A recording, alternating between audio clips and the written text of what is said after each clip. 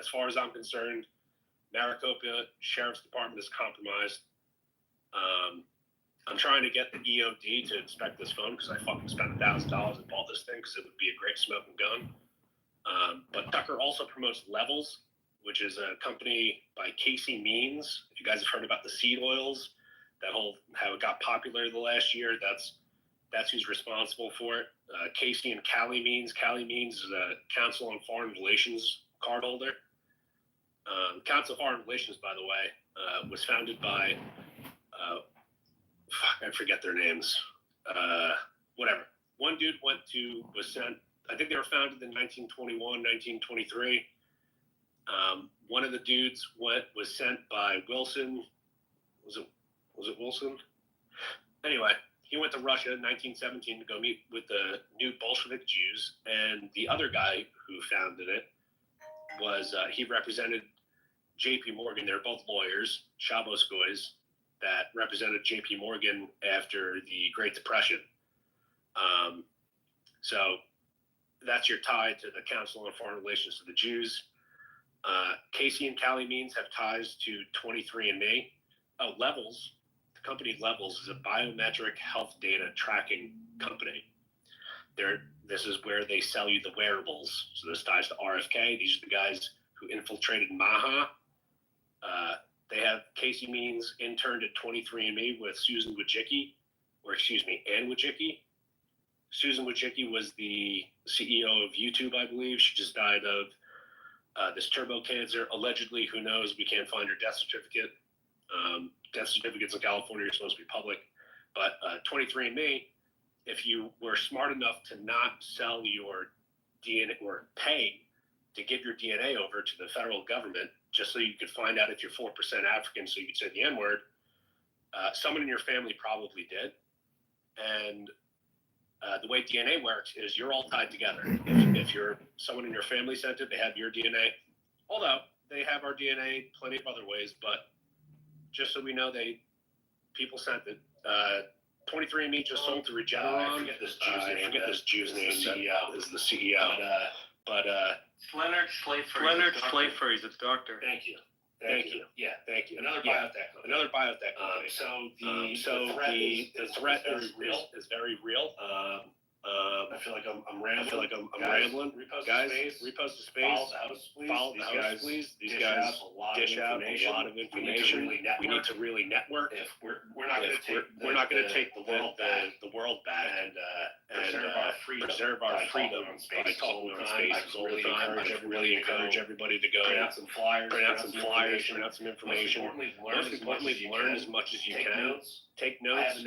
I have a notepad and a pen right in front of me right now. I take notes all day. Please do this. While people are speaking, go down to the Pell. People are dropping good information in there because that's where people just hop in here and they're like, I don't really want to speak, but I just want to drop some info. Scroll through that.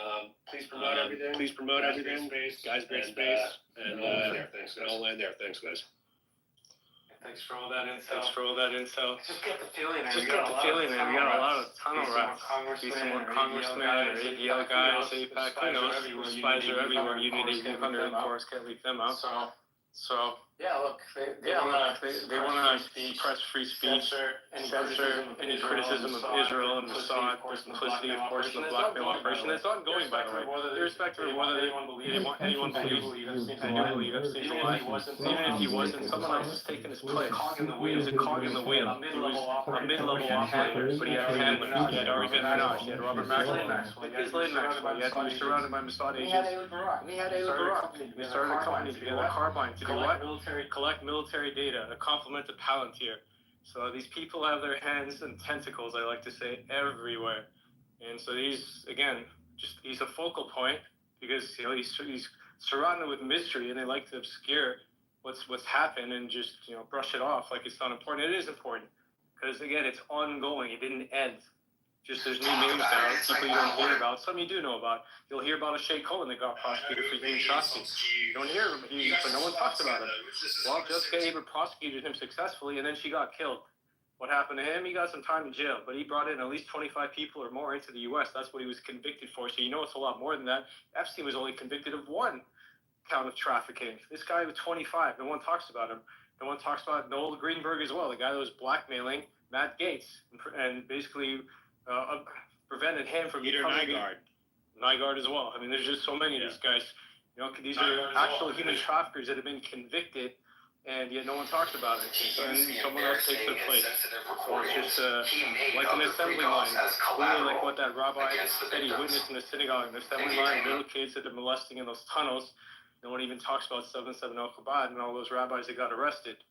So, again, these guys are everywhere, not just even in America. All right. So I wanted to add something to that, right? I feel like a lot of people overlook this, right? And me personally, I'm not as, well versed as Truth and Rich and all these guys that can really like spew out names like fucking machines and shit like that. But one thing that I do pay attention to is the spiritual side of it, okay? Because I'm a Christian, all right? So one thing that we keep forgetting about is it's not just the molesting factor that's going on, right? They are using these children for their blood, okay? For the adrenochrome, for the fountain of youth, all this other shit. And a lot of people overlook that, right? A lot of people forget to touch on that. I want you to realize something. These modern day so-called Jews that we're dealing with, they are not the Jews of the Bible, okay? They come from the bloodline of Amalek. For those who don't know what the Amalek, what Amalek is, that literally means the blood drinkers. Okay, so they go after these little children, right? Why do you think there's so many bombs and orphans in Gaza right now?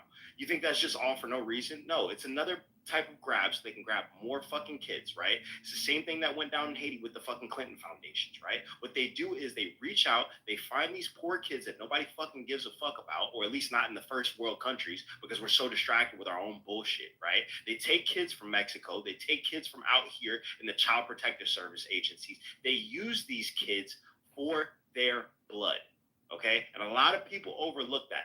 It's not just the jewelry that we have to worry about. These guys literally worship Baal and Moloch, okay? So it's not just, there's a Moloch statue on top of the synagogue on Jeffrey's Island. Thank you. There's a lot of shit that people overlook. These modern day Talmudic Jews, I want you to remember, this is something that they say in their Talmud. They believe the Lord and Savior, the King of Kings, is burning in hell in human excrement and semen, okay? They are very religious, right?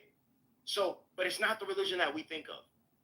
It's the complete opposite, and a lot of people overlook that spiritual aspect to it. It's not just, they want to molest these kids. They molest these kids, and then they use that to bring up the fear inside of them, and then once they bring that fear up, they drain the blood out of them. These people are fucking sick. They're satanic. It's the synagogue of Satan. And I've been getting hit with all of these strikes on X whenever I post about that. I'm literally just citing Revelation 2:9, Revelation 3:9, cites. You can't say that. Oh, it's hate speech. Oh my gosh, what are you talking about? That's what the Bible says. And so we were talking about this is exactly what literally Christ warned us but that's about. It's literally what it is. I mean, there is a Moloch statue on top, but they call it the temple on Jeffrey Epstein's island. It is a synagogue. Okay, we have to be allowed to call it that. But they're coming after the free speech. We have free speech. We're allowed to say what we're seeing and articulate our thoughts. And I'm getting hit with all of these strikes for just calling it the synagogue of Satan, but that's what God calls it. And so, I mean, I don't know who was saying it earlier. I mean, there's good and evil no matter what your religion is. We all know that this is evil, but there is a spiritual factor where for me to wake up, because I'm a Christian too, it was literally because I grew up in the South of America. I was taught, just like Ted Cruz was talking about in the freaking Tucker Carlson interview, we were always taught in the Bible Belt, those who bless Israel will be blessed. Those who curse Israel will be cursed. And they never made the differentiation between the Israels. There are 3 different Israels mentioned in the Bible. There's Israel, the person, Jacob, who wrestled God, and then his name got changed to Israel. There's Israel, the nation, the land. And then there's Israel, God's church, us, Christians, people who believe in him. And they definitely hate Jesus, like he was saying. They hate him. I mean, they hate us. They hate everybody who is not a Jew. And so it shouldn't be so shocking that they're treating us this way, whenever you read any part of the Talmud. Any part of it, you will see that it is true. They call him a sorcerer. We base our entire concept of time on Jesus Christ, by the way, his life. And they just say that he's burning in hell. He is God to me and to all Christians. And there is a spiritual aspect. And I just, we're not going to go on a whole spiritual rant. But when it comes to Christians and how they manipulate us, because this is what's happening. Most of our leaders are alleged Christians. And so they manipulate the Bible, and they did it to me. They did it to me growing up. They did it. That's why I was like, okay, yay, Israel, until I realized what was going on. And it's they manipulate the Bible. They just manipulate the whole thing in order to get us to like monetarily support them, to just say they can do no wrong, they literally spiritually abuse Americans into supporting anything and everything that they do, even genocide. And that is what is happening. And I'm getting so tired of seeing all of these little babies, all of these poor women getting absolutely bombed to death. And when they did, they don't care. They hate us. They bombed that church, you guys. And the cross stood. The cross did not fall. The cinder blocks that the cross was standing on, that held up. It didn't fall. But they are trying to make points that they are the ones in control. And until we tell them and make it clear that they are not, they kind of are. And so that's why we're on the space. That's why we're not listening to people like John try to shut us up. We're not going to listen to Trump try to shut us up. Like, Trump is a person. He represents these ideas. He represents these principles, these policies that we thought he represented, but he doesn't. And so it's very hard. But I think it was Richard, you were saying that even the boomers are waking up. My parents are boomers, and they're coming out of the cult. I mean, we're all seeing that we have to choose principles or party, principles or personalities. Populism can be very, very dangerous when it's just, oh my gosh, you're the most popular person in the high school. We love you. We all love you. What is that person doing? What is that person supporting? Is it genocide? Is it the people that are committing it? Like, we really need to just take a step back and look. And the reason why there's so much covering up in politics as a whole, which is another thing that we overlook as well, is because these people are a part of it as well. If you notice every single president, all of them. Notice every single president that had pretty much every single president that has been elected is a Freemason. If you look up what Freemasonry is, it has very deep roots rooted in witchcraft, occultism, Jewish Kabbalah, right? All three of those things line up. You want to know what guys want to, I think I spoke about this last night in the space with you, Truth. Dr. Bill Slobin, right? The guy's a Jew. He used to be a fucking Jew. Now he's a Christian, right? And when he was in the witchcraft, they told him focus on Jewish Kabbalah, and then if you really want to dabble a little bit more, go into Freemasonry, right? And then you look up what's going on with things like Pizzagate, fucking John Podesta, fucking Hillary Clinton, both of the Clintons, right? This shit is not like they're a part of it, guys. That's the reason why there's so much covering up going on. That's the reason why Trump. Yeah, can I just say the Freemason lodges? Sorry, I just want to say the Freemason lodges in my hometown literally have no windows, and they're all across the street from middle schools.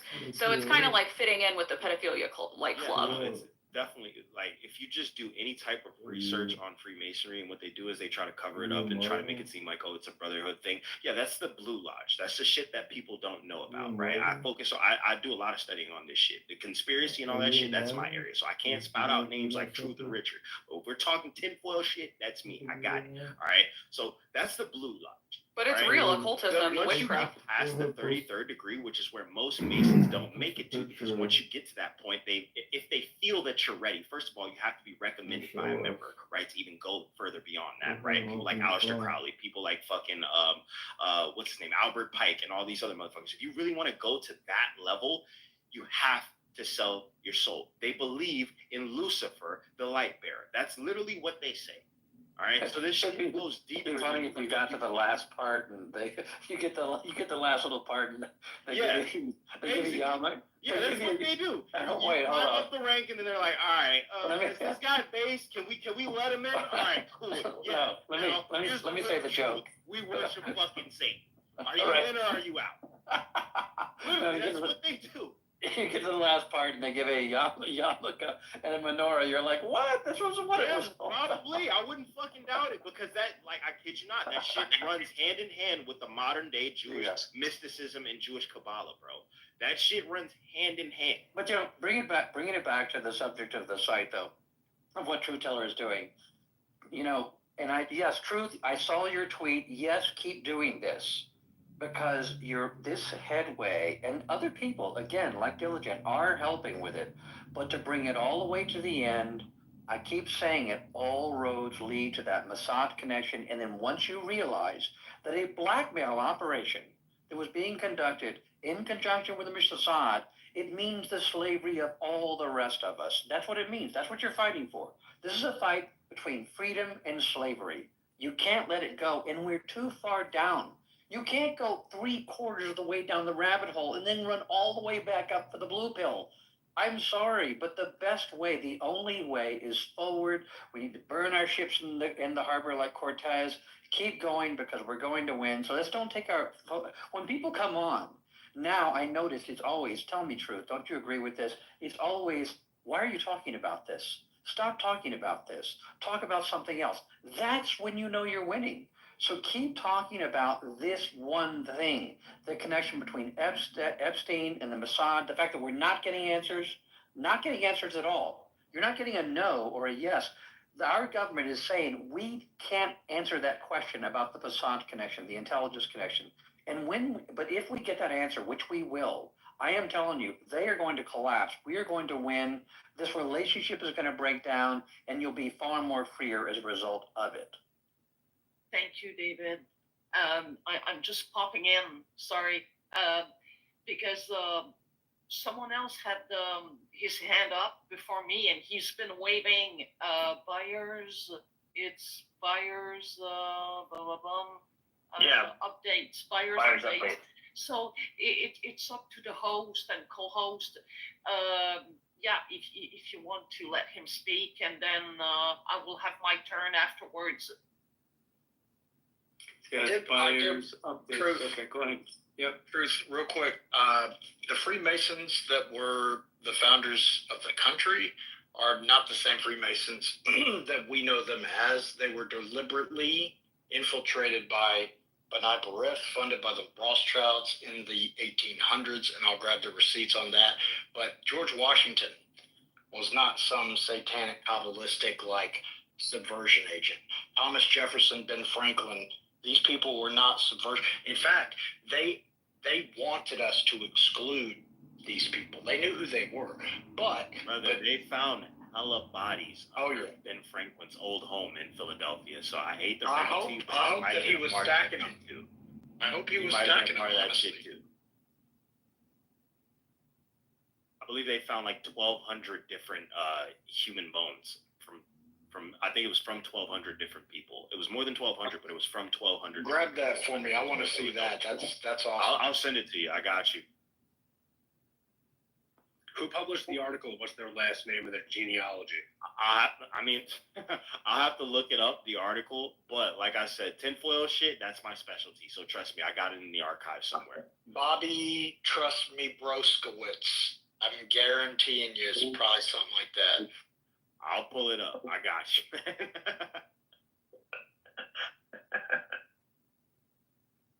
Hey guys, thank you very much for just creating this space and bringing awareness to the situation that all of mankind is facing. I really appreciate that. I got started into the JQ question, the Jewish question, pretty intently about 8 years ago, and it was through reading my Bible, actually, and most of Christianity is Judeo-Christianity in the United States, and they don't have the receipts. They can't back up their doctrine, and I spent a ton of time over the last 8 years digging through the Bible forward and backward, getting the receipts, and I can prove everything that I think and why, and I know most of it off the top of my head as to where it's located and stuff like that. So today was a really great day for me. I went to a church that I just recently went to for the first time, set up a meeting with a pastor, went in and talked with the pastor, and told him all about the Jews. And it's a Judeo-Christian church, like 99% of churches in the United States. And I was like, I don't know if you'll let me go to church here, but, I need you to know that this is what I believe and why first. And he said, no, I'd be welcome to come to church there. And that he couldn't get completely on board with what I was saying, but that I brought up a lot of really interesting points and that he'd have to give that some thought. So, I'll take that as a win, and then went off to go get some chicken feed from the feed store and And there was a lady there in a nice dress, and I said, "You must have gone to church today." And she's like, "Yeah." And I said, "Do you understand the allegory of Galatians chapter 4? And she said, "What's that?"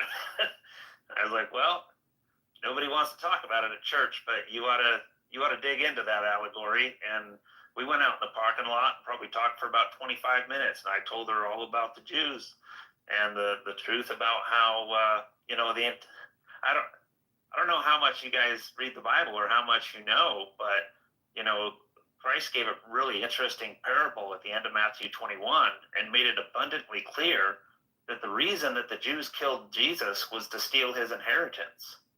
And if you read Galatians 3:16 and Romans 4:13 and 14, you'll find that inheritance was the world. So according to the Bible, the Jews killed Jesus so they could take over the world. And, there's a million things like that throughout the entire Bible. As it turns out, much to my surprise, because I was raised Judeo-Christian, the whore of Babylon is Jerusalem. Like without a doubt. In Matthew 23, Jesus blamed them for shedding all the righteous blood on the earth, and very specifically, "O Jerusalem, Jerusalem, thou that killest the prophets and stonest them which were sent unto you." And then in Luke 13, Jesus makes it abundantly clear that the only place that a prophet could possibly die was in Jerusalem. And then in Revelation chapter 11, we see that the two prophets that are the witnesses, their dead bodies lie in the street of the great city, which spiritually is Sodom and Egypt, where also our Lord was crucified. So we see that the great city in Revelation 11 is Jerusalem, and that it's spiritually wicked, right? And then Revelation 17 shows us that the whore of Babylon, it says that the woman that thou sawest is that great city which reigneth over the kings of the earth. So then at the end of Revelation 18, the Bible tells us that God avenges the blood of the prophets on the whore of Babylon. Well, if only Jerusalem can kill a prophet, then that makes the whore of Babylon Jerusalem. And there's so many things that are just like that. You mentioned earlier, like the different ideas of Israel. I mean, have you guys noticed that from the very beginning, Jacob coveted his brother's inheritance, and then Jacob straight up lied to his father about his identity in order to also steal his brother's blessing? I mean, this is the nature of the nation of Israel. God renames Jacob Israel, and Jacob wrestled with God. And when Jacob wrestled with God, he beat God in the wrestling match, right? And God says, "Let me go." And Jacob said, "I won't let you go until you bless me." So Jacob extorted God for a blessing. And it's like, man, there's so many evidences, and they're everywhere you look. But something to give us all hope is that in the book of Ezekiel, I think it's chapter 16, God said, like, Israel's called a whore more than anybody else in the entire Bible, but in Ezekiel chapter 16, God says that he's going to gather together all who Israel loved and with whom she had taken pleasure. And he's going to gather them together with all who Israel has hated. And he's going to strip her naked. And he's going to show the world her abominations. And I believe that that's what's happening right now. I think that right there is the culmination of this space existing. And You don't speak Spanish? If you look at it, the last place in the world you would want to be is in bed with God's ex-wife when he comes back. And the Old Testament says that God gave Israel a writing of divorcement, and he put it in her hand. And so Israel is the ex-wife of God. And, First Corinthians, I think it is, chapter 7, the man who had taken his father's wife in the church of Corinth, that's a picture of Christianity. The Bible says that ye shall be called the sons of God. And what has Christianity done but climbed in bed with their father's ex-wife? So, anyhow, I'll land there. God does say that Israel is like whoring after somebody. I mean, like Hosea 4:15, you're a whore, Israel. Like literally, it's true what he said. Yeah, first, Isaiah chapter 1, verse 21 says, "How is the faithful city become a harlot? Righteousness once lodged in it, but now murderers." I just want to say it's good for you to talk to your pastor about this because there is a huge evangelical problem where everybody feels like they have to side with Israel, and I would encourage all of the Christians on this space to do the same thing. Take these verses that we're talking about, go to Revelation 2:9, Revelation 3:9, it talks about the synagogue of Satan, and just point this out to them and say, how are you not speaking on this at a time like this when children are being abused, like they're being raped to death? You need to talk to your pastors very plainly about this because we all need to wake up.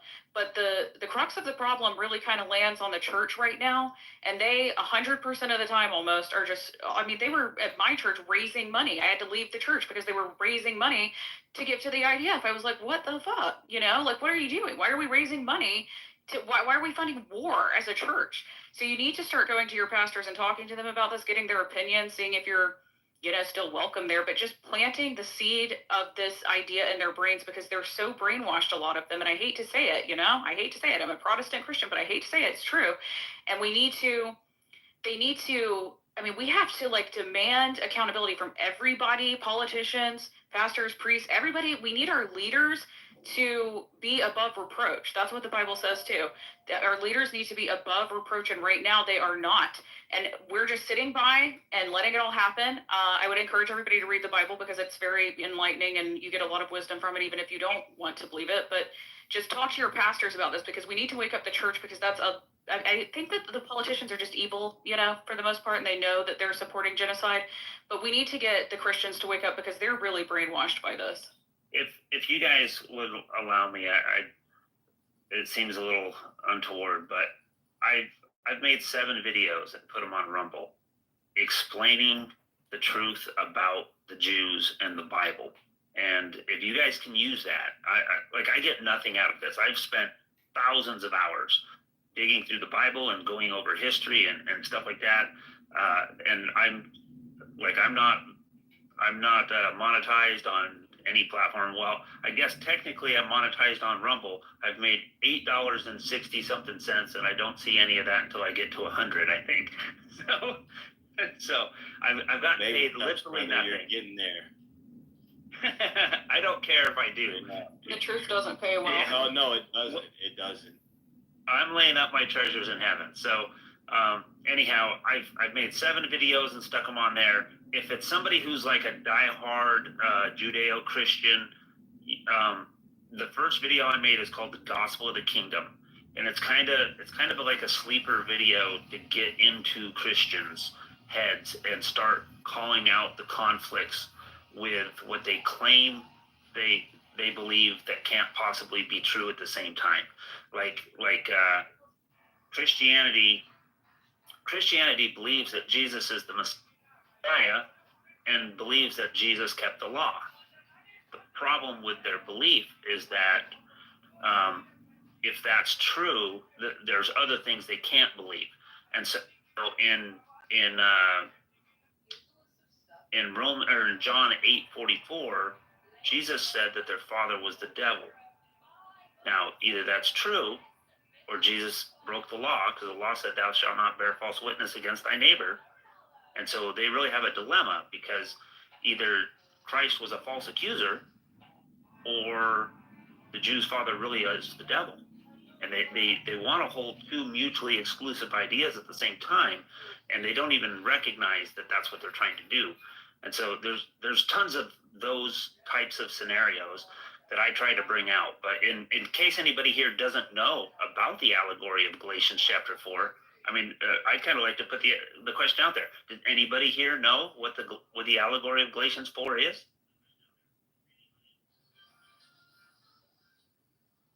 I'm sorry, I didn't hear that. No. What was the question? I didn't hear it. Do you know about the allegory? My question is, does anybody know What the allegory of what? No idea. Galatians 4? No, I have no idea. Tell us. Okay. So in Galatians, one verse in Galatians 3. In Galatians 3, verse 16, the Bible says, Now to Abraham and his seed were the promises made.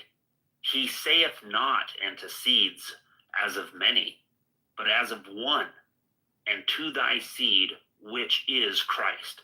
And so with that verse, the Apostle Paul disinherits the nation of Israel as having any inheritance whatsoever from Abraham. Now, you get into Galatians 4, starting in verse 22, and the Bible says, "For it is written that Abraham had two sons, the one by a bondwoman and the other by a free woman, which things are an allegory, for these are the two covenants. The one from Mount Sinai, which gendereth the bondage, which is Hagar. For this Hagar is Mount Sinai in Arabia, and answereth to Jerusalem, which now is, and is in bondage with her children." Well, here's the deal, guys. Abraham had these two wives, Sarah and Hagar, and the first wife was barren, and the second wife was a slave out of Egypt. And the second wife gave birth to the first son, Ishmael, who ultimately was cast out in the wilderness and received no inheritance from Abraham. And that happened when the son of promise came. Now, if you overlay that as an allegory, Abraham is a picture of God, Sarah is a picture of the Abrahamic covenant, which that covenant is salvation through faith. And the covenant of Moses just happens to be a slave out of Egypt. Like Hagar was a slave out of Egypt, so is Israel a slave out of Egypt.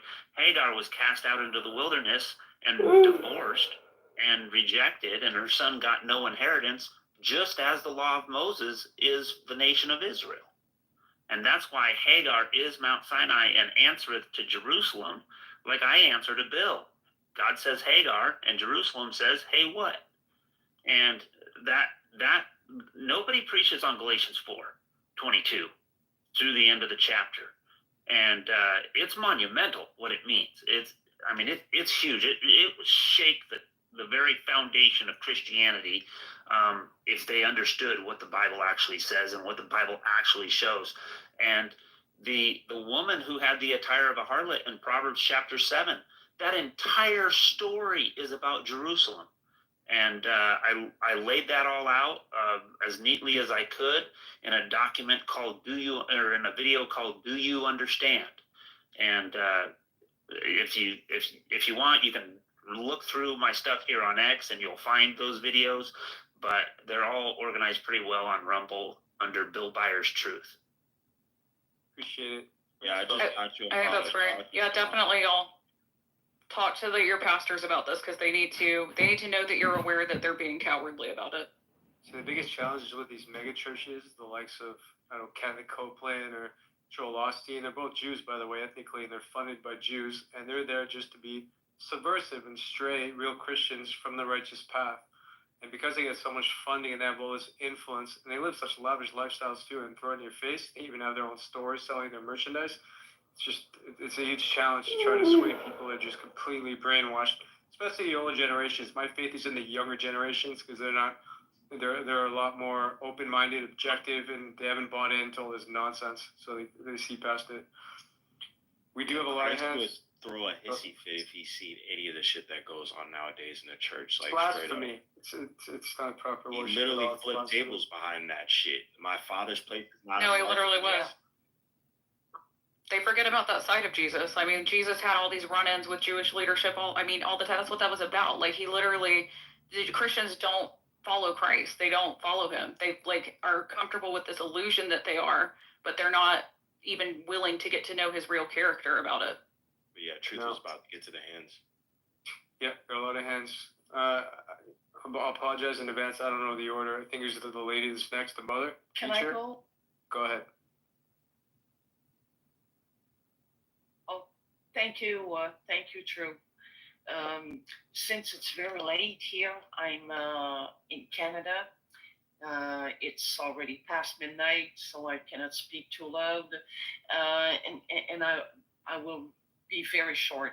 I'll be very short. I want to thank Byers Updates for what he brought because it's it needs to be said. It needs to be clarified.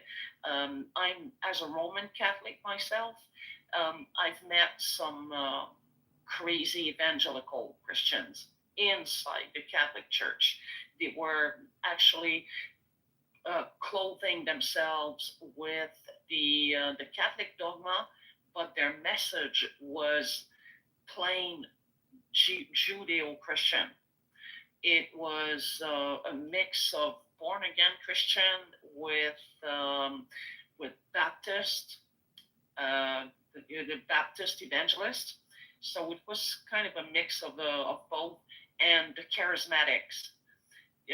Probably you heard about them, eh? The charismatics that just raise their hands, above someone, and in the name of Jesus, I'm gonna heal you, and that whoever this woman or this man, they just like fall down on the ground, and then they don't really pretend they are healed physically, but they come back after a couple days later for a testimony in front of the same crowd, and they say, "Oh well, my life changed. My life changed dramatically. Now I stopped doing this. I stopped being that. I stopped seeing this or that friend. I changed my life entirely. Well, actually, I stopped seeing my actual boyfriend or girlfriend because I was told by Jesus in a dream that it was not the man or the woman for me." It made me sick to my stomach because it was so lame.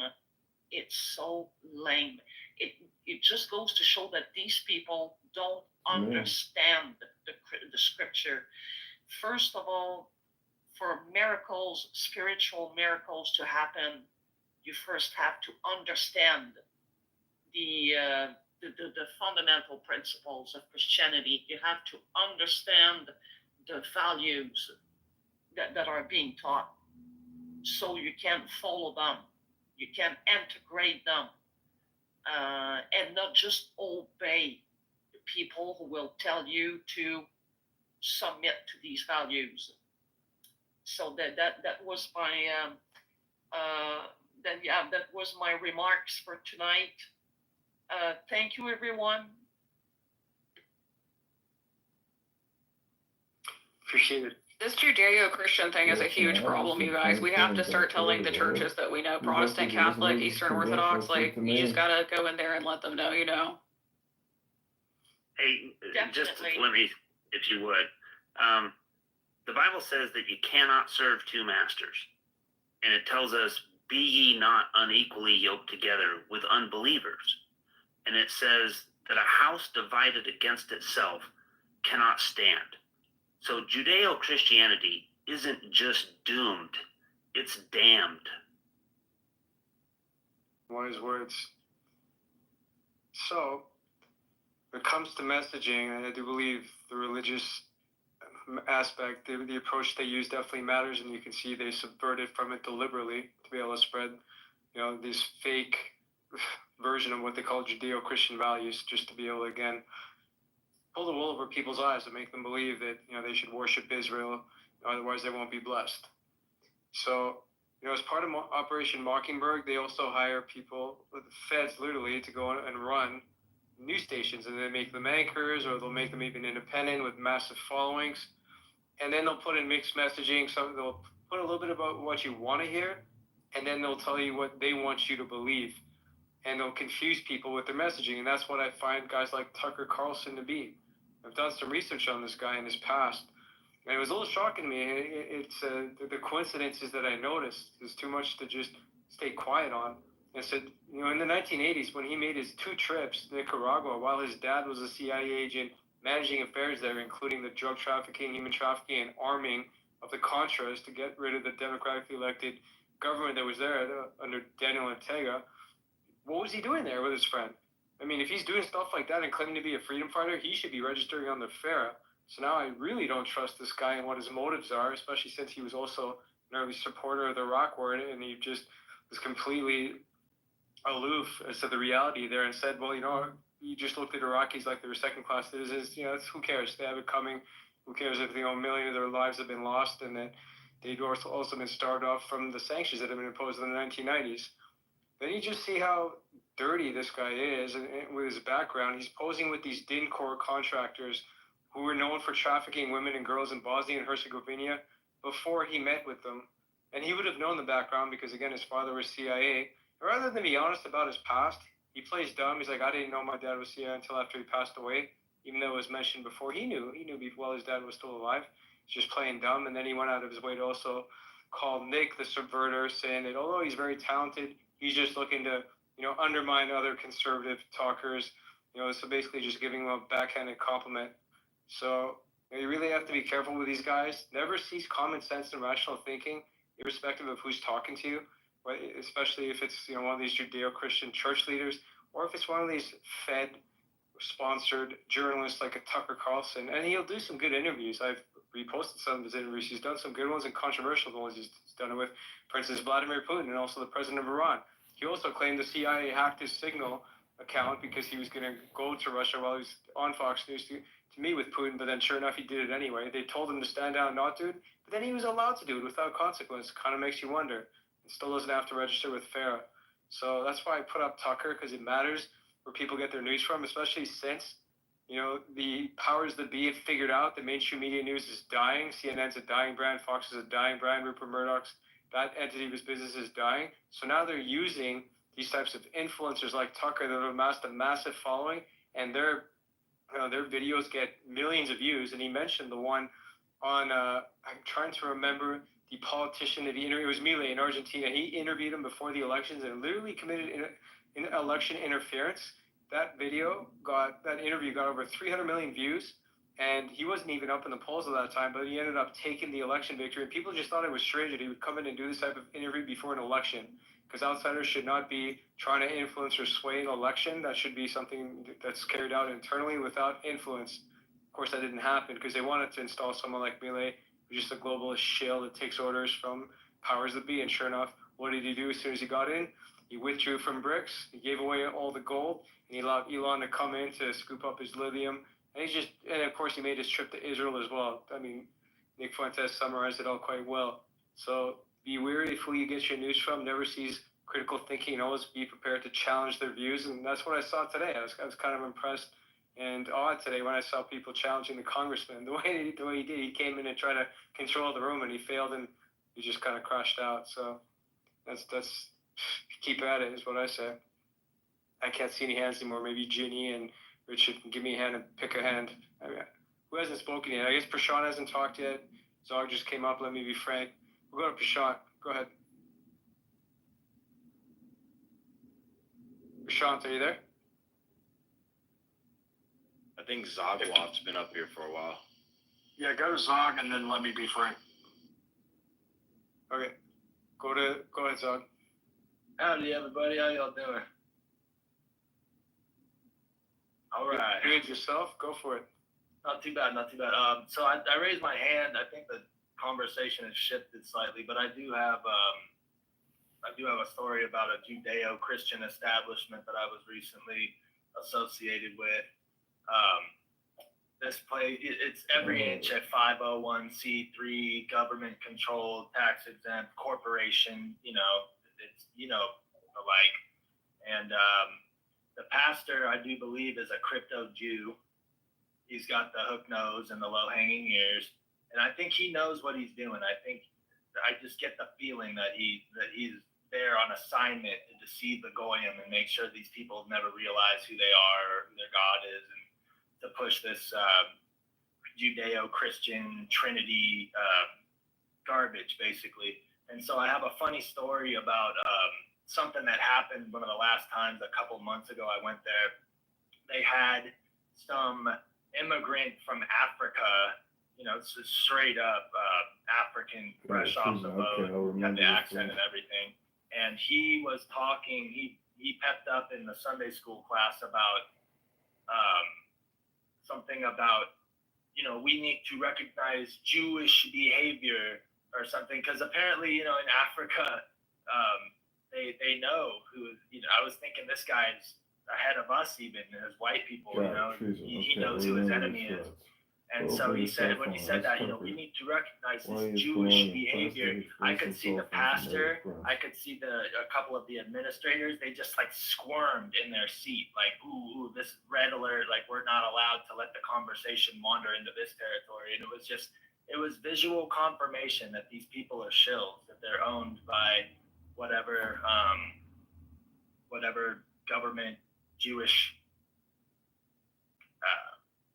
They won't let them speak about it, and it was such a visual confirmation of that. And that was enough for me. That was the last service I've attended at that place, and yeah, it really is a problem, like Guinea was saying. Absolutely. I forget what we were talking about, something else when I raised my hand. I forget what it was, but anyway, I digress. This space is awesome. It's been awesome listening to all of y'all talk. Great. Thanks, I appreciate that. Yeah, I'll do more spaces, man. I put up a poll to see if, I used to do spaces all the time, and then I took a break. It's a lot of responsibility, it takes time, but I'll put the time in because I'm kind of frustrated with the other spaces, given all the censorship, and they just don't want to get to the real truth. They dodge it, they avoid it. They're scared to mention, you know, the Mossad-Israel connection with Epstein, and also how they control government officials. And I can present evidence. They don't want to hear it. They don't even want to have the conversation. God forbid you even bring up the genocide in Palestine. Like, I don't care about Palestine. I don't care about Lebanon. I don't care about the Middle East. Who cares if there's all these American bases that are committing atrocities? Who cares if there's private military contractors committing atrocities? I only care about America supposedly, but I don't care about American foreign policy for some reason. Seems like a double standard and hypocrisy to me. Either you care about America and all of its policies, or you don't. You can't just cherry pick and be selective like that and pretend you're a patriot. So I have to condemn that. That's the most frustrating part, is that they act like they're patriots, that they're taking this stand, that they're gonna, but when it actually comes time to do that, to actually take a stand for something, they're nowhere to be seen. This Judeo-Christian shit. Look at this shit. Pastor Greg Locke just posted, if my stand for Israel burns down the house, I've got the matches in my hand. Let's roll. This is a fucking problem, guys. We have to start talking to our pastors. I mean, we go there every week and we have them talk to us, but we have to let them know that they're wrong on this. I mean, it's a big problem. 200,000 followers. This isn't it so problematic that it's like crazy. But Christians, it's our fault, you know. Like, we have to go speak to our pastors about this. We need to study the Bible ourselves and show them how they're wrong. But they're going to be like the space host. They're not going to like want to talk about it. We just have to keep pushing them. That's kind of addendum to my story. I've been toying around with the idea of going back there and confronting them in that same Sunday school class. I want to get my my Jacob's cross necklace first and put it on, so I can be like, hey Dave, you like my necklace? and then I want to get into it. I want to ask questions. I want to say, hey, why do you all worship a God that selected another race of people to be his chosen? And if this is true, why do we spend no amount of time talking about them contemporarily, you know, their affairs, Judaism as it exists today? And then also, why are these people also known usurers, fraudsters, child abusers, nation-destroying, Marxist, baby penis-sucking freaks that have been kicked out of hundreds of countries thousands of times? You know, what's up with that? And I really want to see. I want to see the reaction. So yeah, they just typically won't talk about it. Yeah, or they'll tell me to leave. I think they're just going to tell me to leave, which is a cop out. You know, you're a minister. You're supposed to discourse with me about these things. You know, you don't have any answers. You're just going to tell me to get out. I've given hundreds of dollars to this church. Unfortunately, I have, and I went there for over a year, and so I just have to get out. Then you don't want to meet me intellectually. I think it might, you know, get some noodles activated, and people might start thinking about it. I think it's important, like you said, to confront them. You know. I was kicked out of my church. I was kicked out of my church that I was a member of for 19 years. I gave over $200,000 to that church. The pastor was my best friend. They helped my 17-year-old daughter run off with a 28-year-old divorced man, and I'll never see or speak to her again. So don't think for a minute that the people at your church are necessarily going to like you for telling you that the Bible said, let God be true and every man a liar. And the pastors are the liars. Yeah, Because God's absolutely. true. Yep. And I've seen things at that church. Actually, I attended a wedding on it was Christmas Eve or Christmas night. There was a service where a couple got married, and then I saw that girl at a grocery store like a month later, maybe a little less than a month later, and she was there with another man in the middle of the day. And so it was like she was cheating on the guy. It's like these people aren't even, they don't practice anything. They're so lost. Yeah, and I think that means I really think we have a good chance of beating these people, you guys. I mean, everybody that we're against is running and hiding, or they're trying to filibuster or fill up the spaces with nonsense so that we don't talk about it. We're not the ones running and hiding. They're the ones running and hiding. And the Bible talks about that. I mean, they're going to run away. We're not going to. We have nothing to hide from. We have the facts. We're going to talk about it. So I think that they're afraid that we're not going to stop with the pressure, and they should be, because we're not going to.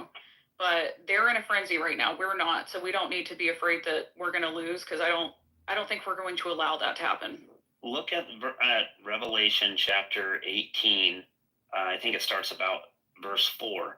But God already knew that his people would be in bed with the whore of Babylon, because he says to his people, come out of her and not be partakers of her wrath, for her sins have reached unto heaven, and God hath remembered her iniquities.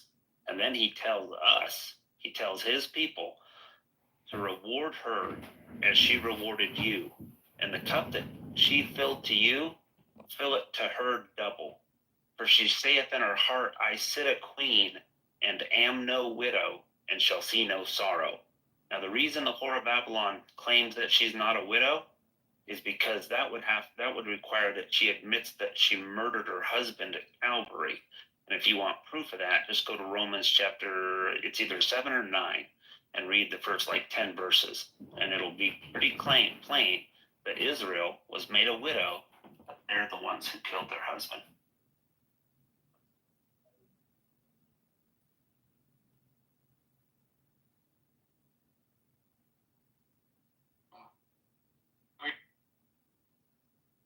Hey, or is he bisexual? Which one is he? He a reptile. He both, because he said he wanted to fuck me. Men can't be. Here, let me shut that. Never mind. Yes. No, what I'm saying is he gay or is he bisexual? Get on you. That nigga's nigga's gay. gay. I on Elaine too. He sure did. Remember Elaine? You know what? I don't even believe in bisexualism. I believe in gay or not. He's thinking like that. I don't have to really wear deodorant. Me too, Patty. I don't I don't even know. I hardly ever wear deodorant. See, but y'all helping my point, cause Brooklyn, I'm saying, y'all be watching off the film when I don't want y'all fresh out of bed. Like I say, just it's, I can't even, I'm explaining it, but y'all ain't feeling it. It's it is what it is, but it's something about. Oh, when you do It's a generational thing, man. Oh, thank you, Womack. Old niggas like musty ass shit. Thank you, Womack. I'm old, but I don't. Me personally, I'm gonna take mine out the shower. I like mine out the shower. Thank you, Womack. At least you put me in my generation. Cause don't that remind you of a 1970s porn? They just look like they smell everybody, and the whole porn just was ew. Yeah, the hair everywhere. They showered all day. Yeah, they ain't got the down there. Ain't Hair everywhere. I know, April. We're gonna get into it again. God give you hair, you little silly motherfucker. You. With these youngins, April. You gotta teach them, April. They need to be taught. It looked like I'm just aghast at this. This is crazy. This is crazy to me, Michael. This is I crazy. think the other You know day, what? one of I'm y'all gonna give said you something guys- about women that shave look like toddlers. What's going on? Women that get waxed look like toddlers. I don't like it completely clean. You gotta have some. I want some hair. Landon strips. I need some hair. I need some kind of hair now. That's all right. I'll look like a toddler. I don't care. I'm gonna give you a word. The word is hirsute. Shit, I ain't gonna turn it down. I don't be turning it down, but I'm saying, but I'd rather have hair, but I ain't gonna turn it down if it's. There are women in this world who are hairy. It's called hirsute. They can't shave I'm not every gonna fucking lie. thing they have, Shit. or else it No, gets I'm hairy. I'm hairy. stronger. April, I'm hairy. I'm very hairy. I get hair on my arms. I get hair on my. I get my face plain. I get my face waxed. I get my whole body waxed. Today I had my whole body waxed. I'm talking about from head to toe. Depends on what you're looking for. That's It's cool. really That's hard. what I you just want wanna to go to do. I mean, that's cool.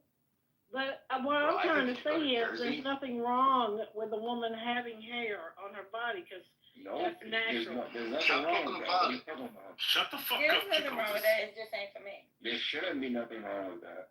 She said it sounds painful. No, I've been doing it so damn long. There shouldn't be nothing wrong with a shorty having hair on her body. I've been telling you that all day, dickhead. That's her natural. Nobody said that. If you though. don't like that, Shut maybe up. after you fix your pride. Yeah, I don't want hair on my body. How about that? It's 100 degrees. You don't like that, but if you have that shit, shorty, I'll Okay, bitch, for a minute. say too No, much. no, it's still up. It's still up. It's still Nah, it's still a battle rap round. Hey, Toxic, put that shit up. Battle rap round. Me versus Rich. This bitch nigga. He's a snitch nigga. Switch nigga. Cool. I don't got nothing to do with the We'll make sure district. with the PTR. What the fuck is that? They wildebeest. Sasquatch or something. I don't know. Sasquatch woman. Is it more spices? That's probably how I look at my Indian bucket. Dialysis. I got hair on my arms. Like, when I was a little kid, I could probably breathe that shit. That's how thick my hair would be on my arms. And I used to have a unibrow. It is just a preference of the person and the person attracted. That's just. So what about for everybody? what about you women for men? Motherfuckers still felt that strong. Like, do you Scotty tired of us talking about women. Are you?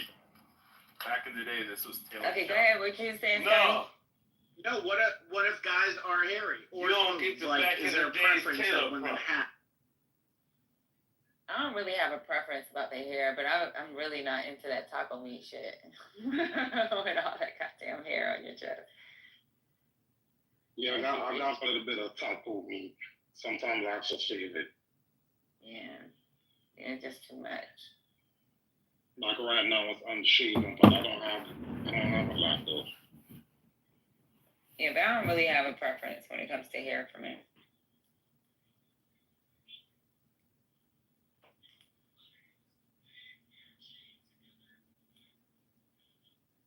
Like shower, right? I just want to be clear.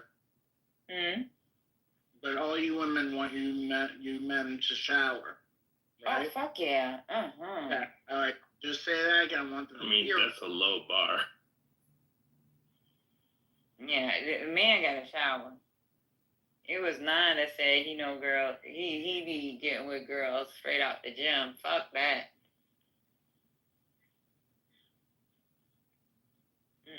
I mean, if you shower after you work out. Nah, he talking about not showering. That's nasty. You ain't about to throw my pH balance off. And what about cologne though? Like I hate cologne. I hate it. I like cologne. I don't like to lick all over a woman and she got the perfume. That shit been up on my tongue. Yeah. I think there's like a fine line to walk. Like when somebody smells good, it's one thing, but like when you just I just showed up or you just pulled up and you just doused yourself with some shit, like that's different. I don't like that shit. Exactly. But like if you had it on for some time or you got lotion on or something that just smells good, you just smell good, then that's fine. Actually, I prefer that. My dad said I smell like a French whore because What the I fuck? use like body lotion, freaking sprays, everything. Patty layer. Girls who use body butters though, I don't know exactly what y'all be using for real, but It's yeah, the shea like, butters with the little fume.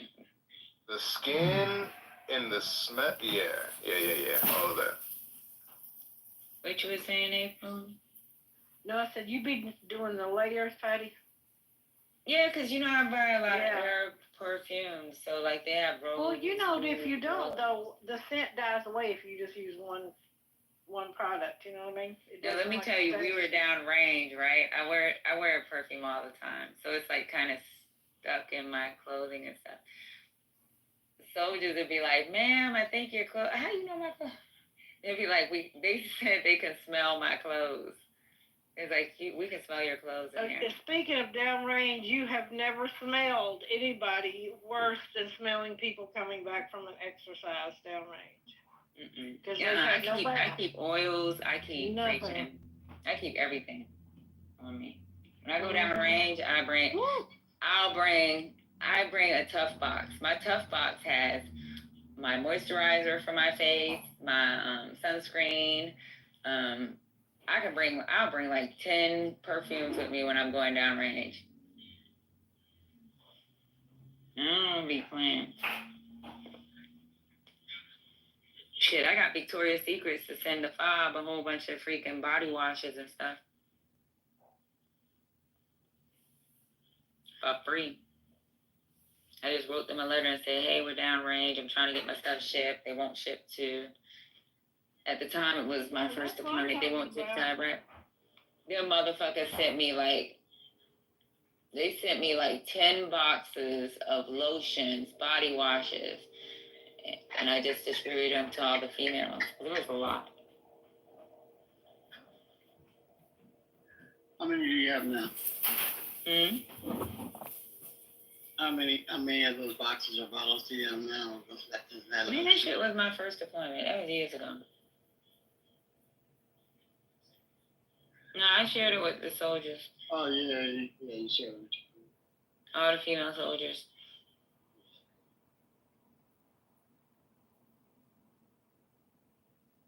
I put it right outside my office, and then I told them information. Hey, if you know any other females on the Fob, tell them to come by my office, and they can get a wash. And, it was wash, lotions, and sprays. So I gave all of them like at least 3. Yeah, we had an influencer living in this house that we were all in, and when he moved out, he had all this shit come into the house. Just for free, you know. Yeah, we be getting free shit downrange. We get, every time I go downrange, since Victoria's Secrets did that, I always write them and they'll send stuff. So I'll get that and distribute it to the soldiers. I'll tell them how many soldiers out there, how many female soldiers. Male soldiers too? No, just the females. I just do it for the females. Is that stuff comfortable to wear? Is that lingerie comfortable to wear?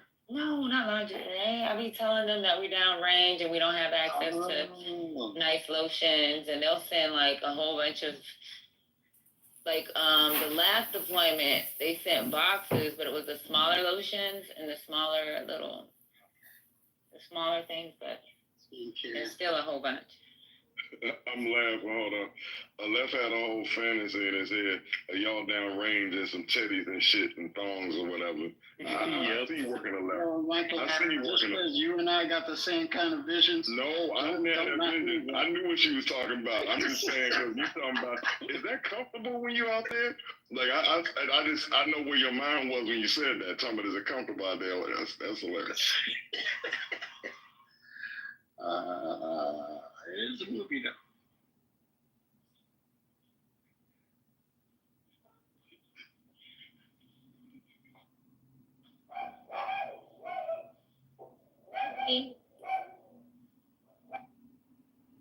So Patty, what's the biggest gun you ever shot? The what?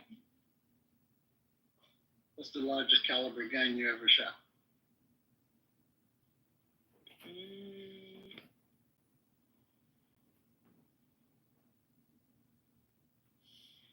Don't they shoot like 30 counts, or you got 50 counts? We got 50 counts.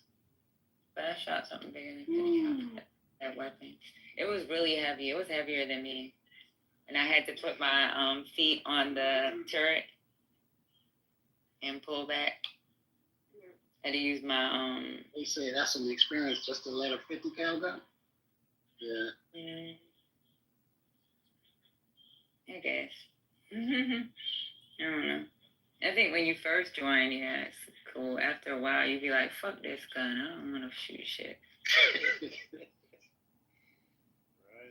Almost like you're taking down some food. Bigger than a 50 cal. That's crazy. It's shocking hearing angry white American claiming Jews from the world and the South and pedophiles of black men. No, they got weapons where there's this one weapon we got, and you have to hold it with both hands, and you hit the trigger with your, you got to use both thumbs to push it. Fuck, what's it called? It's usually privates use it. Cause shit. Seniors don't want to fucking put that shit up. Yeah. And you gotta like be really strong and pull it back, and it's really hard to pull back. So like for me, recoil or just stabilize. It's stabilized. So for me, I gotta put my feet on the the top of a Humvee. They have a little circle area. I have to like take my feet, put it on the metal, like I'm sitting with my knees up, and I have to hold it and then like use my legs to push just to pull it back. That's how heavy that shit is. Wow. Hey, Patty, I have to do that. Hey, Patty. Hold on real quick. Hey, Patty, when you get a chance, check the Telegram. Okay. But yeah. Mike, you in the Telegram, you hardly be private. Like I don't really go in there that much anymore because I've been in school and some other stuff or whatever. But yeah, I used to go in there a lot when we first started doing it, but I just haven't been that active. Did you see your name in there when you first went in there? Where? Telegram. You in the Telegram too, I left? Nah. No, we set it up. No, that would be trouble. I'd get in there. We set it up back in the day when we first started. We set it up for everybody to be able to. Is it to where, like, if you have like a gram or two with you and you're just smoking, the cops will let you go. But if you have more than like 2 grams, they're gonna take you to jail. Man, if you want to come to Chicago, what the fuck, dude? French Air, then you're going to top 10 towns in the district to interview voters and residents. That's crazy. I think all drugs should be legalized. The problem is, look at this fentanyl bullshit that's happening in America. Like, the reason why that is because it's not,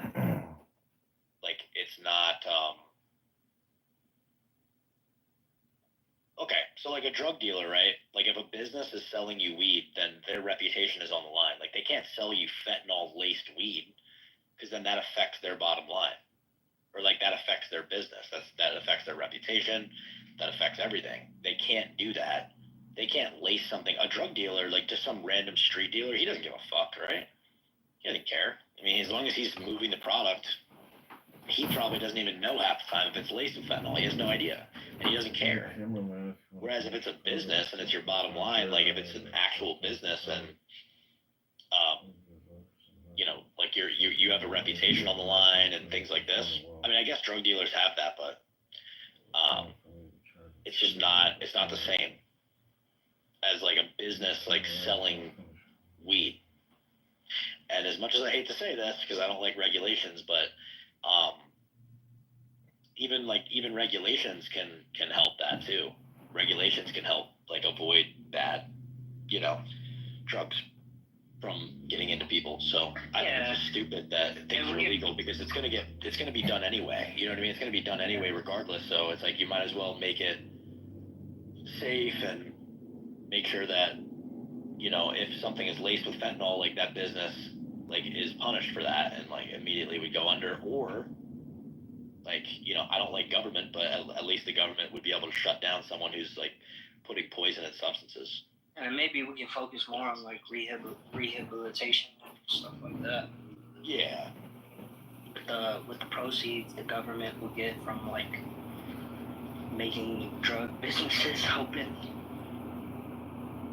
Yeah, exactly. Yep. So I think all drugs should be legalized. Meth, heroin, all of it. I think it should be legalized. Do I think that stuff is good? No, but I think it's, you know, at least it would be not laced with like literal shit that will actually kill you if you take it. You know what I mean? Because that's the problem. A lot of it is like pretty street, like dirtied up and stuff. It's like really dirtied. So that's how people like OD a lot and like really fuck themselves up because they poison themselves without even realizing it because all these drugs are illegal. It's bullshit. That's one thing that the Democrats have right. Case. They should legalize all drugs. They should. That's right. That's right. Yeah. But they don't want to hear it. That's the problem.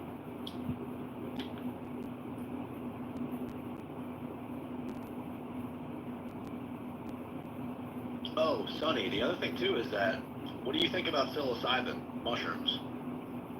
Do you like mushrooms? I haven't tried them. Oh, really? Oh, shit. I don't try psychedelic. I've heard that they actually have a lot of really beneficial benefits to it. I've taken mushrooms a few times. I liked it, but it was okay. It was okay. I liked it. I'm glad that I did it. But I have heard that they're really beneficial for people. What does it feel like? So I was with my brothers when I took it the last time, and we were camping. Like we went out camping at like a campground /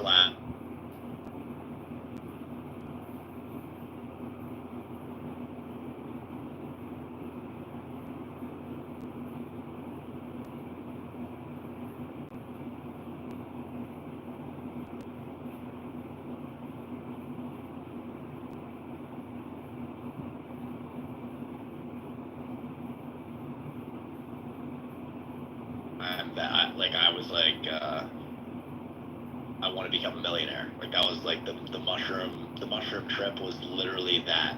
That was like the first time that I was like, that's my first goal is to make $1 million. That's what I wanted to do. That trip like helped me realize that. So, but then on top of that, like the visuals were really cool and it was fun. Yeah, it was fun. It was with my family. It was with my brothers. So it was a good time.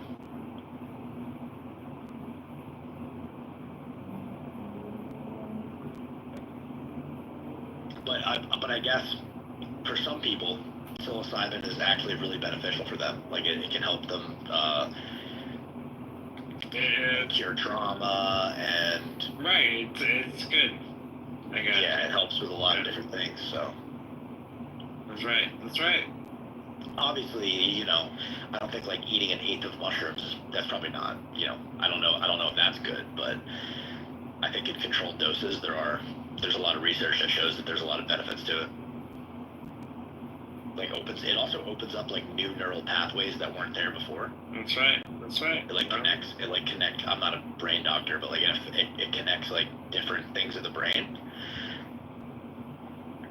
So that weren't normally connected. So maybe it would make you look at things a different way and stuff. Like it changes your perspective. So. That's right. That's right. I care, by the way. I care.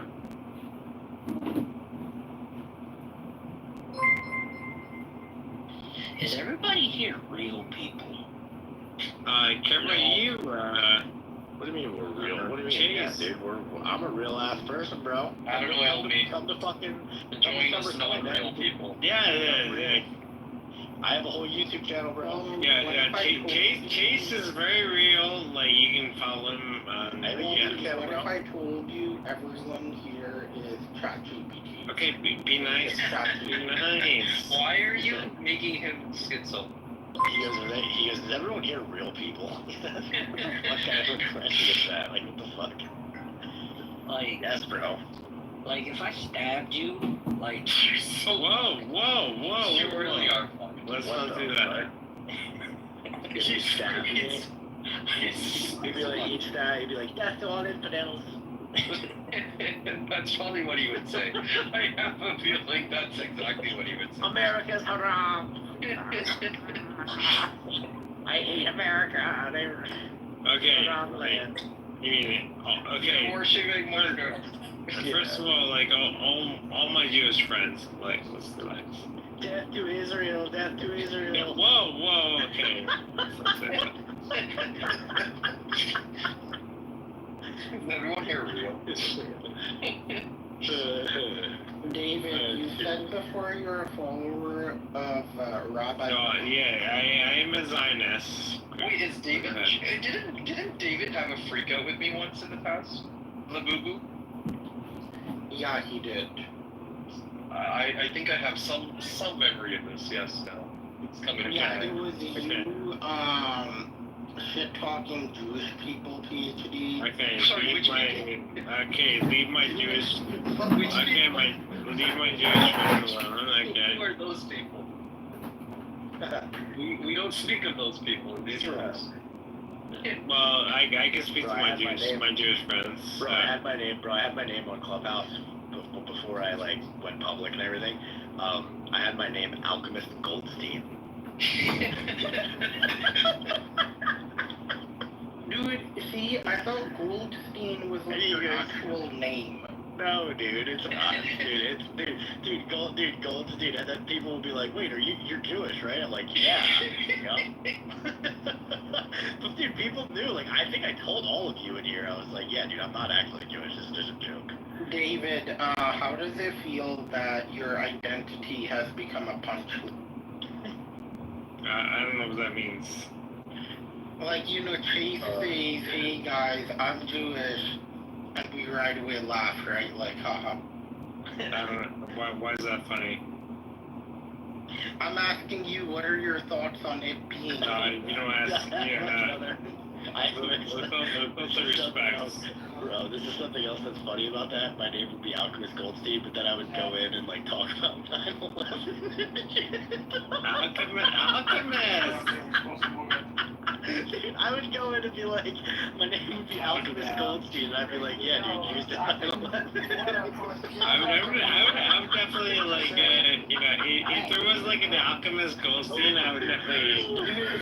Oh my god. When Chase was in a room with Abnormal and we met a Zionist. Oh, Jesus. And Chase started listing every Okay, hold on. Be nice. Be nice. Chase was like, Romania, 1302.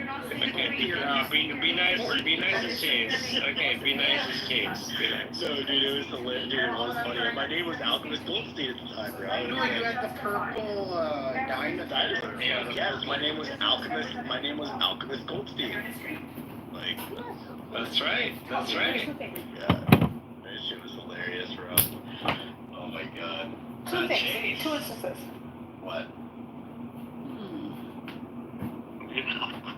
They have, every time they've been attacked, they have given the land back. Oh. And they have tried Outside to of refuse. Crimes against humanity. Crimes against humanity. No. Has Israel ever done any actions that are crimes against humanity? Not like Hamas or ISIS. No. We're not doing comparative. Actually said that every time we get attacked, he gives the land back. So every time Israel gets caught stealing land, it starts a war. It bombed Gaza in 2008, 2012, 2014, 2021, and now in 2023 they did it again. All this is happening while they're expanding their illegal settlements in the West Bank. So stop with your bullshit that every time you get attacked, you return the land. You can't lie anymore. You're full of shit. You can't make those lies. Well, we've been. Look up those numbers that I gave you. Look up what you did in those years. 6,000 years. 6,000 years. What the fuck are you talking about? 6,000. It's called the Torah, it's called the Bible, it's something you've never heard of. So now you made the claim.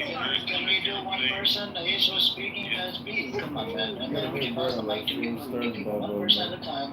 You know, there's no point of doing personal attack. We're just hearing Karen, since 1948, has Israel done anything since the formation of Israel? Total was 6,000 years. Israel has as the state we know it as today. How has many Israel done countries? anything? I'm talking. No, please answer my question. And I answered your question. Please, Yeah, I have Karen, a question for Karen, you. no, you answered my question. I answered your question earlier, and then you started talking about political things. I'm talking about, has Israel ever committed crimes against humanity since 1948 against Palestinians and its neighbors? Yes or no? I think Yes or no? I think there were some not that have happened. What was that? Absolutely. Okay, you stay Yes. with you. I would not call them. Nothing. Did you see my YouTube video I made of you? I did. I did not. Oh, really? I thought you liked it. You made a YouTube video about me? Damn. I mean, I screenshotted your pictures and then I did like a Bitcoin video music overlay or something, and you liked it. It was like a couple of weeks ago. Wait, what? John's scaring you're doing a wig. Dude, I don't think you did. I did. I sent it to you. You liked it. You saw it. Maybe I can find it. Let me see if I can find it. Yeah, it's not on this phone. Is it on YouTube? It's on YouTube. I tagged you with your Chase Your Grace or whatever it is. Wait, really? Wait, what, Yeah, is it on, Chase Your what, Grace. yeah, what YouTube is it? You'd have to like go into your notifications in YouTube. People hate me. Now, I told that I need to be eliminated on the tracks. So let me say something about river to the sea. Did you know it was? Do you know what that means? That means that's in the charter of Hamas to kill Yes. every So do you Jew. know what the chart? No, it's not. It's not. Hey, It's not. to kill Which charter? every. What year? What year? What year? I don't know what. You don't. Look up Hamas. Do you know the Likud charter? Have you heard of the Likud charter, the party which Bibi represents? Yes. And do you know what the Likud charter says? No. Okay, that's the problem. You only know one end of history that supports your claims. You need to Do literally. you deny? Do you know?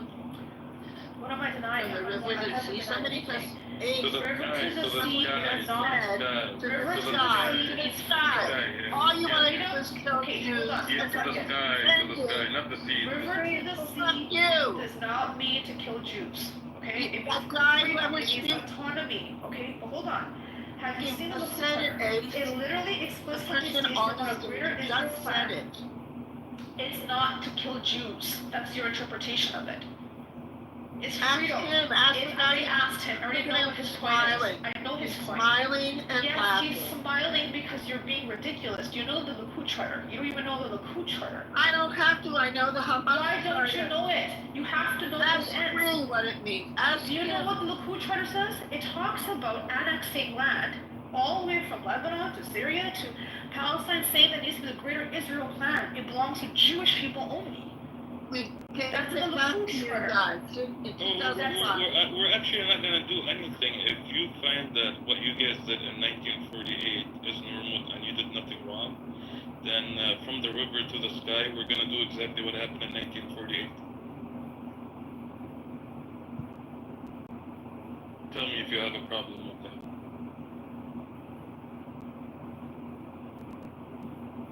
By the way, I want to address something Karen said about the war. Karen, I think Clemens started talking in 47, not in 48. 48 was it led up to the war in 48. We have Jewish Israeli historians, like many more. He's a Zionist historian. He agrees on this. Ilan Pape, he's a Jewish historian. He agrees on that. UN agrees on it. The ethnic cleansing started happening in 47 when they denied the partition plan, right? So Israel, even before the creation of the slave called Israel, they've been involved in a whole bunch of criminal acts. You see what I'm saying? So they've been committing slow genocide since 1947 until now. But now Yeah, and that's why the population has increased in Gaza Well, because we of can't genocide. afford. You people don't want peace. You guys rejected UN resolutions. You ignored ceasefires. You violated No, we everything. have. Every single agreement was put on the table. You control the air, you control the sea, you control the borders, and you still claim that you're a victim. Just like what you're doing now. You're trying to pull the victim card on us. You fucking bomb civilians and you call it peace. You jail the children and you call it peace. And you bulldoze homes and you call it peace. What peace are you fucking talking about? Let's address. She said the population went up. I know Norma texted me in the back channel. In relate to the definition of genocide, it doesn't have to go up or down. It doesn't matter. The numbers don't matter. It could be part or whole, and that makes it a genocide. B'Tselem, and you have the Physicians for Human Rights inside Israel. They came out and they said it's a genocide.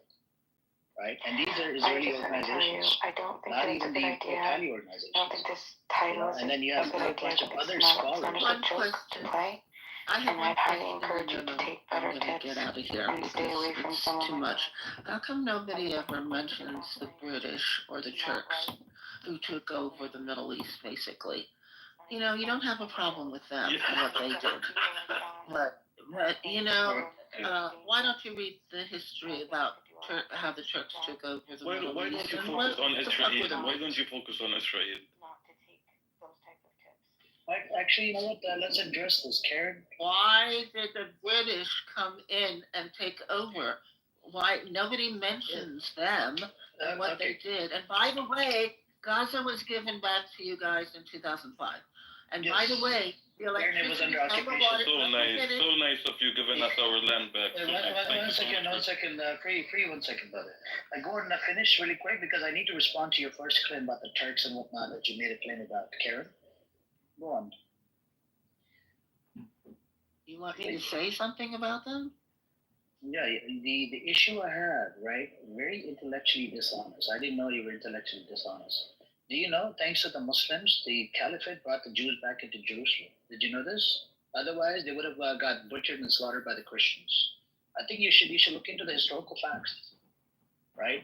And the other thing is that you can't make such bold claims without historical facts and background. Under Ottoman Empire, the Jews actually thrived. Did you know that? You know, and we have a rabbi. Do you want to know the rabbi? He said, I don't read fantasy fairy tale books, but that's interesting that you say that. Go. So the Caliphate never brought the Jews back in Jerusalem? The Muslim Caliphate. Go and prove me wrong.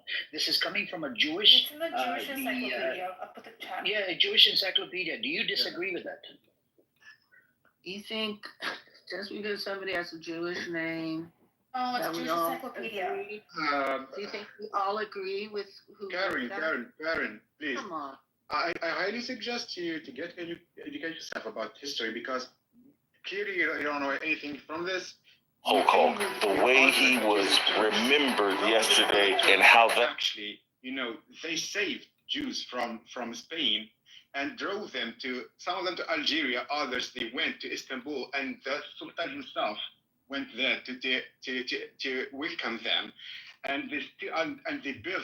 They still like the Turkish Jews now are actually those who were like basically saved by the Turks themselves.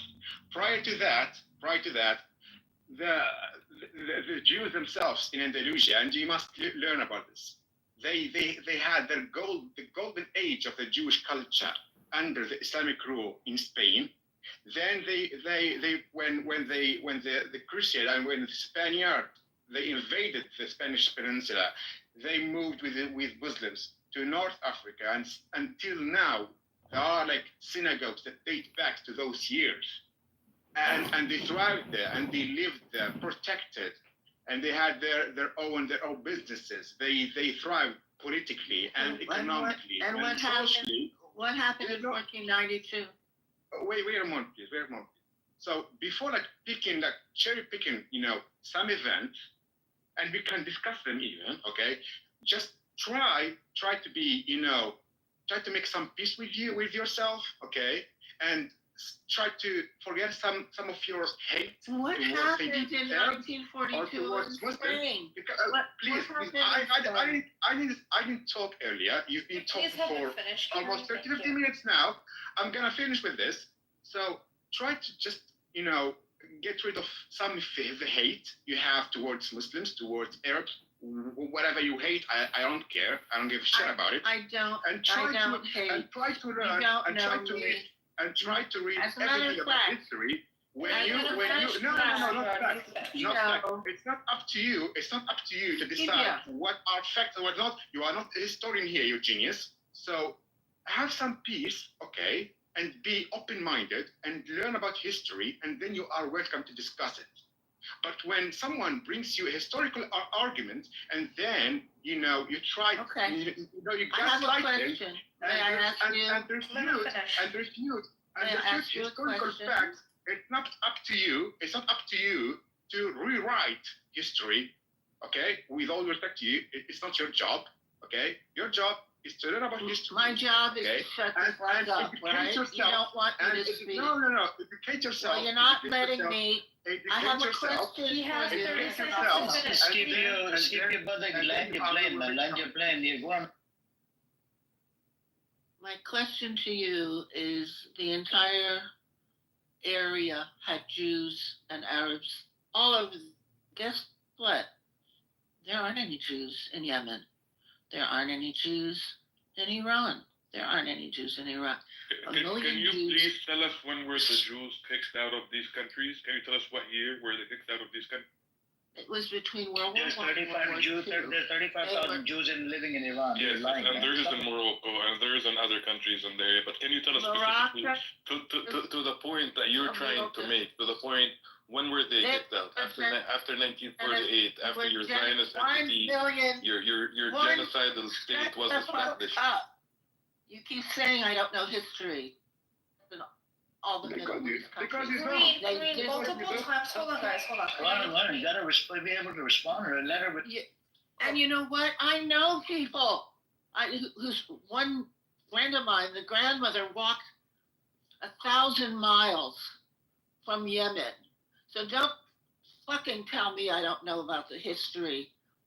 I'm not a young person. I'm an old person. I have relatives who have been going to the Middle East forever. Okay? And I know things that other people absolutely don't know about. And I told you I had friends when I was a teenager. And the closest person I am to is a Muslim doctor. Okay? So don't tell me I'm full of hate. But don't twist history because you don't like Netanyahu. I don't like Netanyahu. You twist I don't like Netanyahu. We don't twist history. You don't accept history. You cherry pick your history. You have written the most hateful things I've read. I don't care. I'm not here to comfort your feelings and your emotions. No, but you are full of hatred and you attack me personally. When you deny the suffering of Palestinian children and people, Karine, you are denying what we're all seeing on live television, the suffering of Palestinian children and people as we fucking speak, who are starving to death. You deny that. And then you expect people to be nice to you. Karine, then you expect people to be nice to you. Have some decorum. You are at what age now? Have some decorum. Then you pretend like you don't know history, but the only history you do know is the one that supports your narrative, which is sickening. Please. Okay, same to you. Same to me, by the way. Just so you know, no one's attacking you. Do not play victim. Do not play victim. You said that children are not starving right now.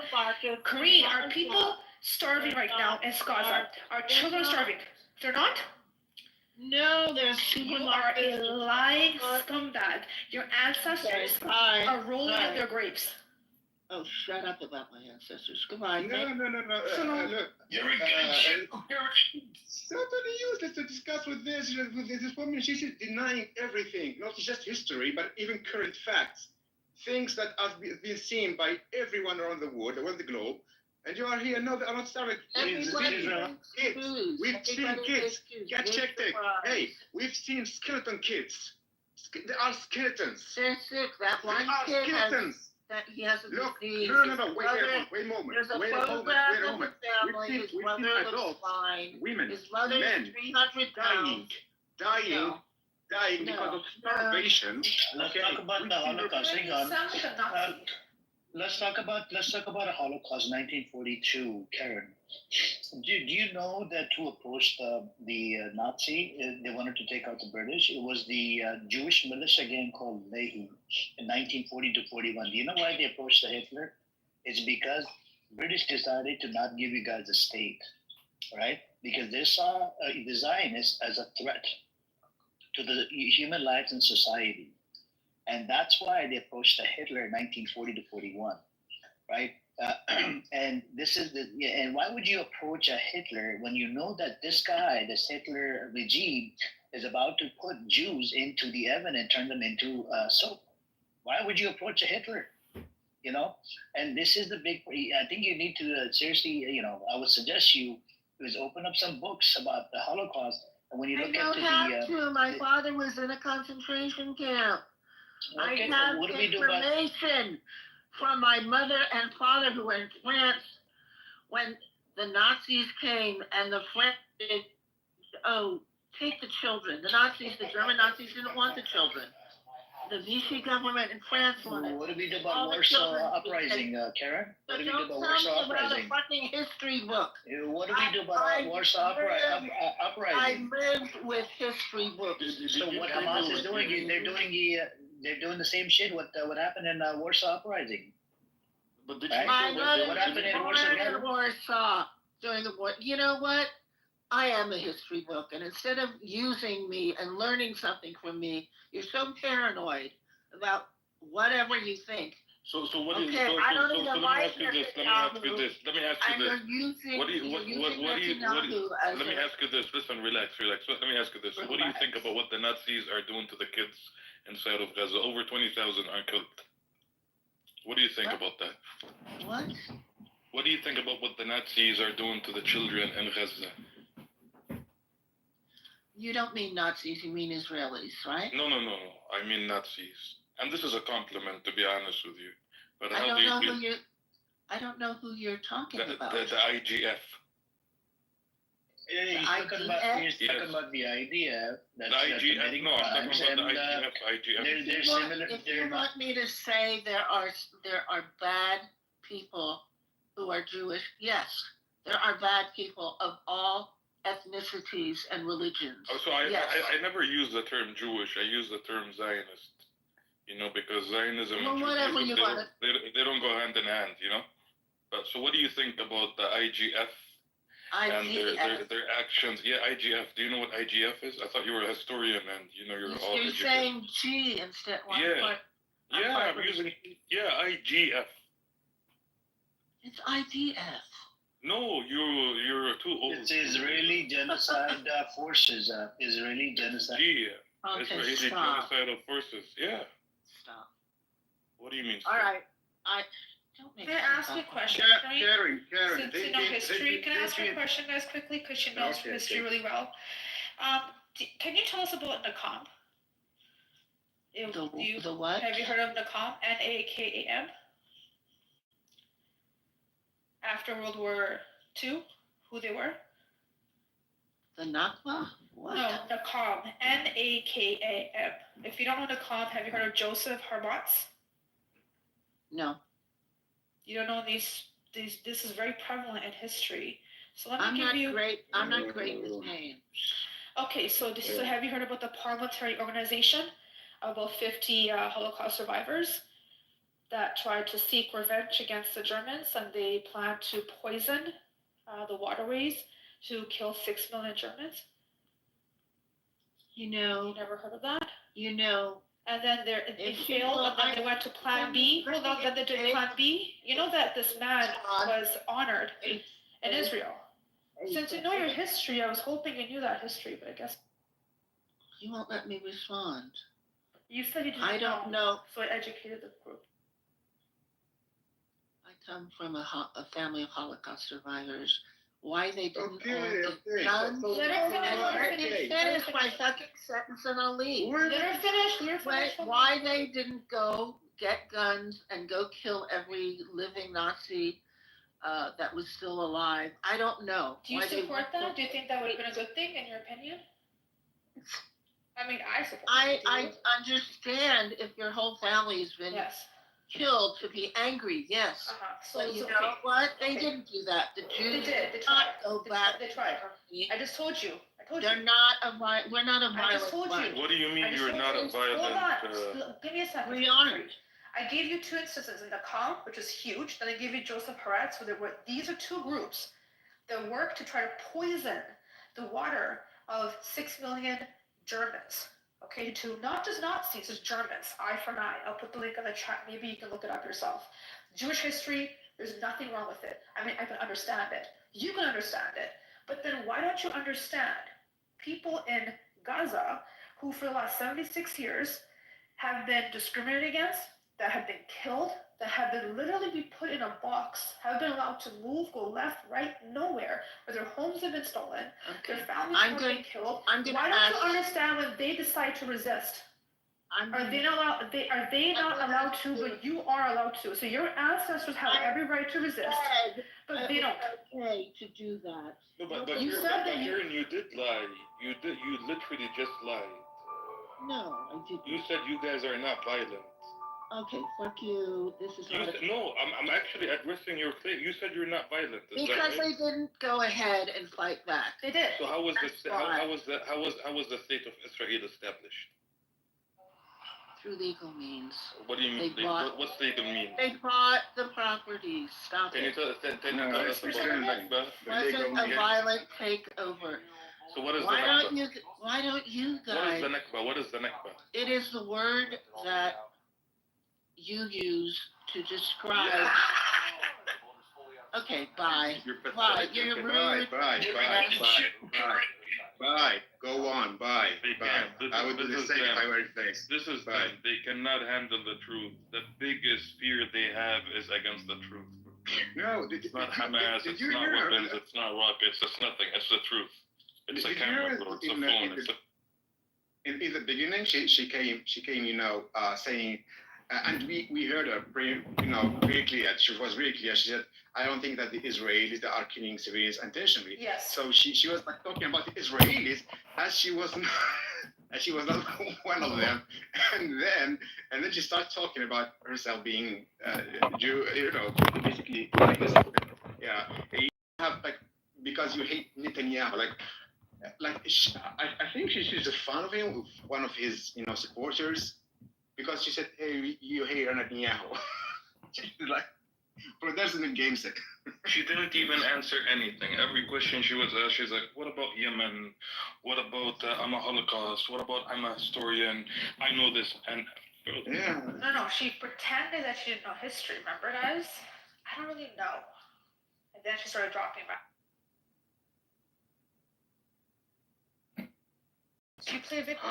She didn't want to answer questions, so she turned to the chat. She wanted to play the victim card and failed on it. I mean, she said the Nakba is a word that we created. I turned up the chat, on purpose because I didn't want her to focus on the chat. Bro, all the conversation on the chat was towards the psychopath. I know. She was doing anything that she could to get out of the conversation because she's being quiet.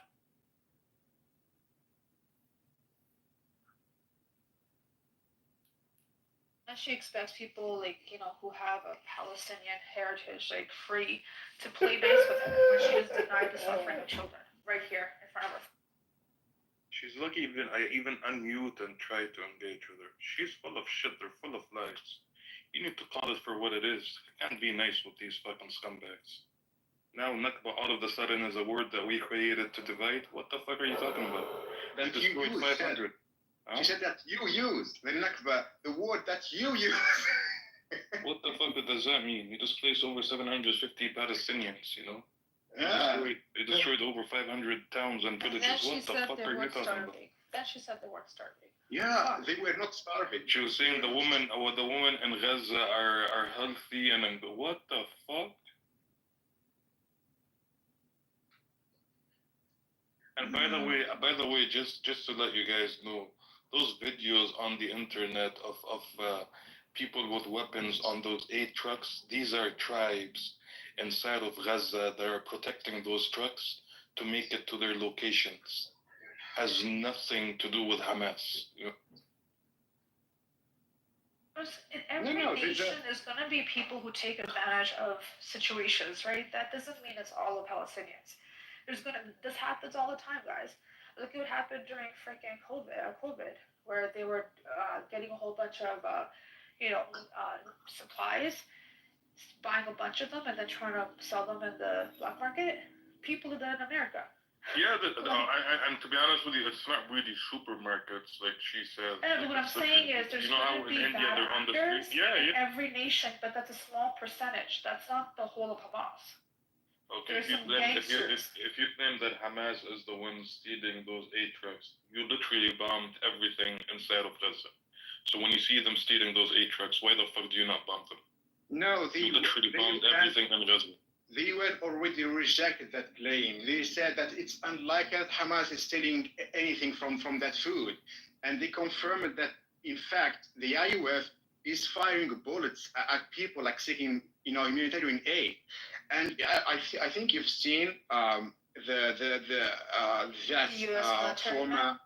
Yeah, the U.S. It was like a former colonel in the U.S. Army. Yeah, and he said that the IDF, they were firing. The Israeli soldiers, they were firing at people. He's seen that. He's been there, close to them. He didn't say that child died from some, random bullet. No, he said that the Israelis, they were firing at them. They killed that child. They literally called the France, Macron, and Starmer anti-Semitic because they fucking criticized Israel. So are they also jihadists, Islamists? Like, are they all these terms that you use against us? No one cares about you on your fucking YouTube or your Instagram, bro. Shove both of them up your ass. You fucking pathetic piece of shit.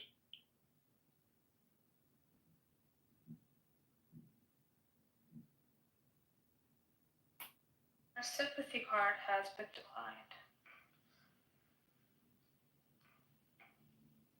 No, they are losing all the narrative that the value, that taboo about, oh my God, how dare you, it's anti-Semitic, oh my God, we are victims of the Holocaust. They are desperate. They like the woman, she was here, she played all the cards from the Holocaust to the chat, then and every time she tried to pull up, a card. It was declined. They are losing it. She gave us a combo. They are losing everything.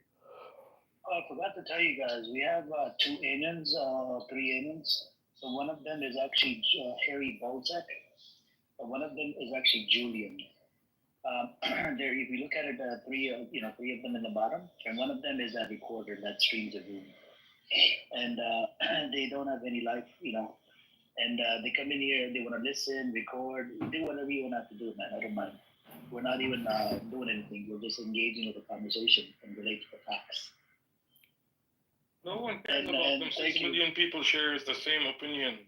No one cares. Go record and put it wherever you want. Sorry, I'm normal. When the time is not right, I don't bring you up, okay? And I kind of get annoyed of you. You're annoying as hell. You think that you can come in here and dominate the room. It doesn't work like that.